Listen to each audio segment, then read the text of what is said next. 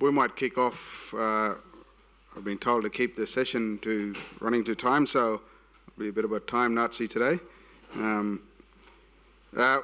So we might kick off this session. Look, I'll firstly acknowledge the Australian Rangeland Society for making the opportunity to allow the current concession, I suppose, to run, the theme of traditional land use and management. It's been, I think, quite a new theme for the Australian Rangeland Society. So, interesting in the context of Indigenous people and land management. But I won't harp on here. I'll jump to the first speaker today's session. Dr. Raelene Ward. Her presentation is Raising the Voice of First Nations Peoples, Challenges, Achievements, Opportunities and Drought Conservation. Raelene is a proud Aboriginal Kunja woman and traditional owner of the Cunnamulla surrounding areas. On her late grandfather's side, Albert McKellar, and her late grandmother Hazel McKellar is a Cooma woman of the southeast Queensland.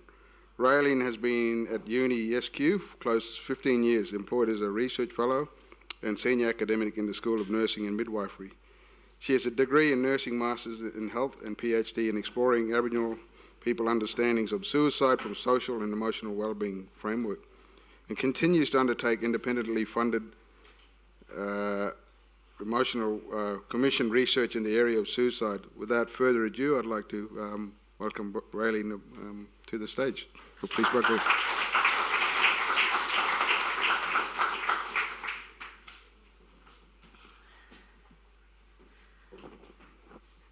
I did ask him to cut back on some of the content because it was quite long, I'm sorry. So I'm just going to pop in my password here.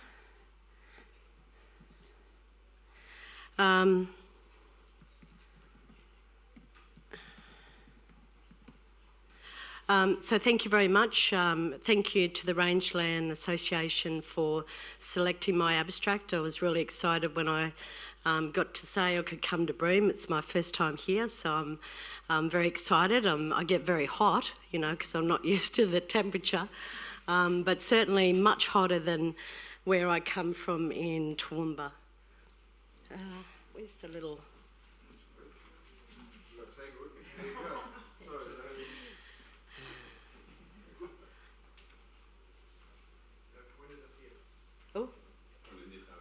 Oh, to you. Okay, great.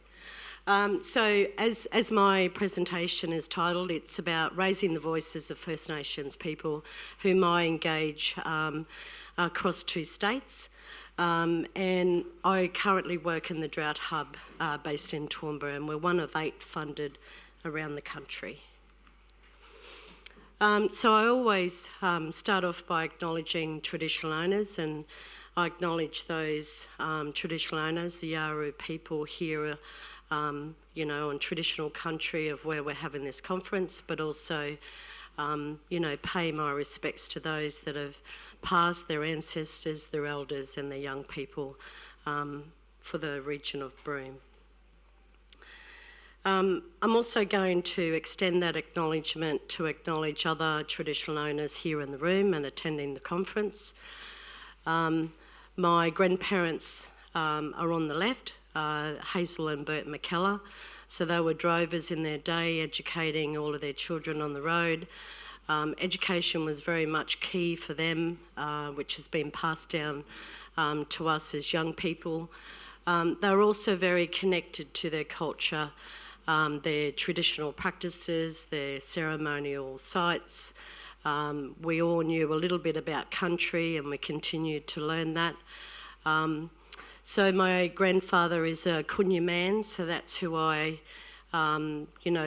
relate to when I say who's my mob and where I'm from. We also acknowledge my grandmother's group, which are the Cooma people.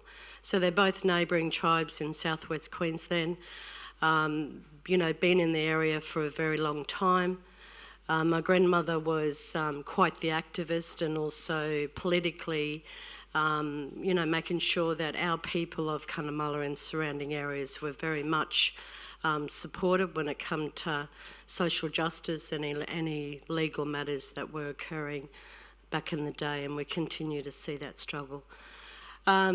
She also wrote 2 books. The one you see on the slide there is Muchamunda. This book documents all the traditional owners of southwest Queensland. It illustrates to those traditional owner groups what is their connection to kinship, what is their genealogy, what is some of the historical information about those groups. And also some of those TOs use that document or that information for native title as well. So the 2 animals you see down the bottom are our totems. So the bilby is our totem for the Kunya people. So it nearly became extinct, so there's been an effort to rejuvenate that animal and, create the bilby fence. And I see that animal has also some importance, in other places up around here. Red belly black snake is the totem for my grandmother's group.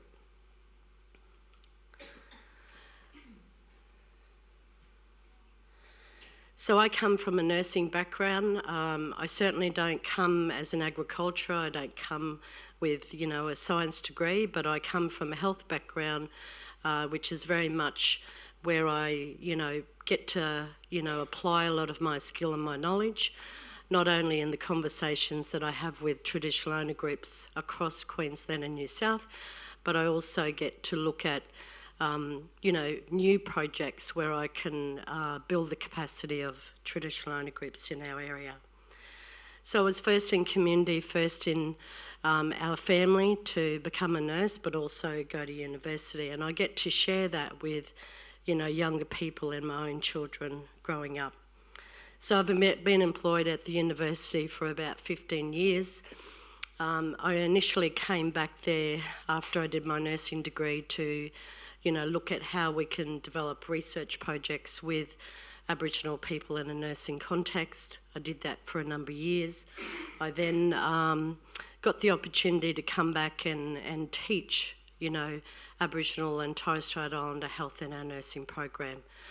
I spent about 8 years doing that. I then saw better opportunities to use my time and my knowledge. So I've been in this role for about just over a year. So as you can see on the left, so we're based in Toowoomba. We have 7 nodes that sit across Queensland and New South. I'm the only person in the hub that does all the First Nations engagement, so I travel and I fly a lot.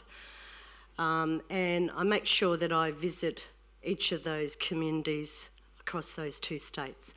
So for Armidale, we have UNE, we have Southern Cross University at Lismore, we have Queensland College of Wine Tourism associated with Stanthorpe, so that's also part of the university where I work. Narrabri, we have local land services. Longreach, we have RAPAD. Roma, we have Southern Queensland Landscapes, and then we've got a new partner that's come on, South Burnett, so that's Healthy Land and Water. So each of those partners that take the lead in those nodes are responsible for developing projects, not only with farmers and industry, but also look at how we can collaborate better with First Nations people. So the map on your right, I've colour-coded clearly just to remind me and people where I go and what kind of communities I'm responsible for when I engage. So as you can see, it's quite a lot of land I've got to cover, but, I'm getting there and I love my job.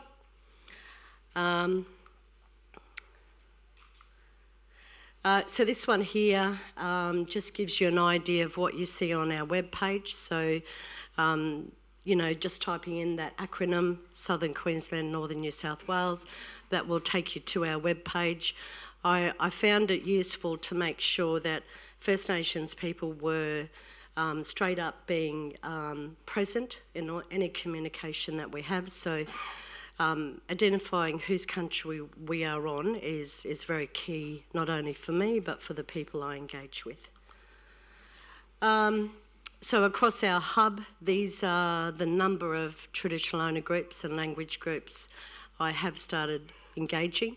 Got a lot to do, but you know, a lot of those relationships that I already have are based on my own connections with people and previous work that I've done, or through family and new relationships that I get to build.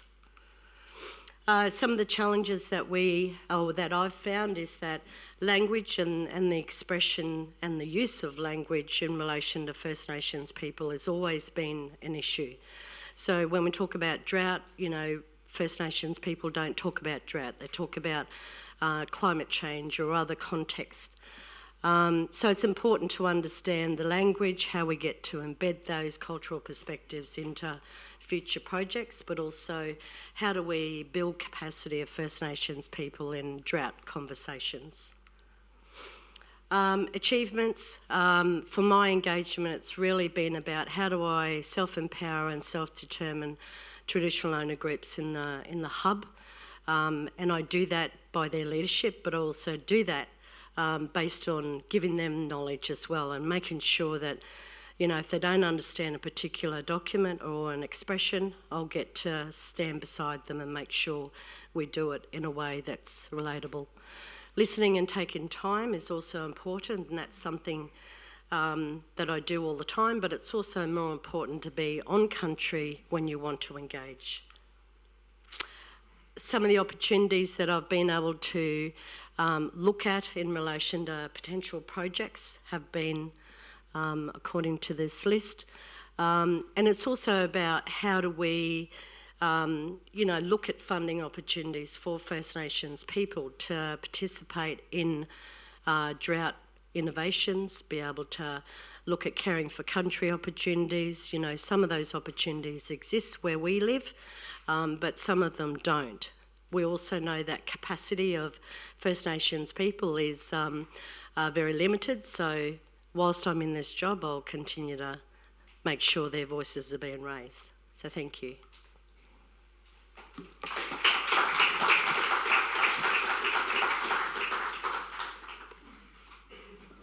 Thank you, Raylene. We have roughly 2 minutes for questions, so any questions from the floor? Are we happy to move on to the next presentation? Oh, here we go. One. I said one issue, not this book's still in print because I'm from South West Queensland. No, it's not in print, but I understand you can get an e-book. Yeah. Okay, thank you. Yep. I just noticed the South Burnett area had a lot more different groups in it. I'm just interested, any reason there compared to like the Roma and that? I think it depends on how far the reach is for that particular region. So we're going from Rocky, you know, as far as Longreach down to Wandoan. So it depends, like even when you look at Longreach, so that goes as far as Windora, Birdsville. So there's not only the traditional owner groups that sit in that region, but there's also Lake Eyre Basin traditional owners that I want to consider and bring into conversation. So it depends how far the reach is. Okay, thank you. You said that First Nations people don't talk about drought. Yep. So you mentioned they talk about climate change, but I was just interested in knowing a bit more about, if they don't talk about drought, what do they call it, or how do they speak about it? Thank you.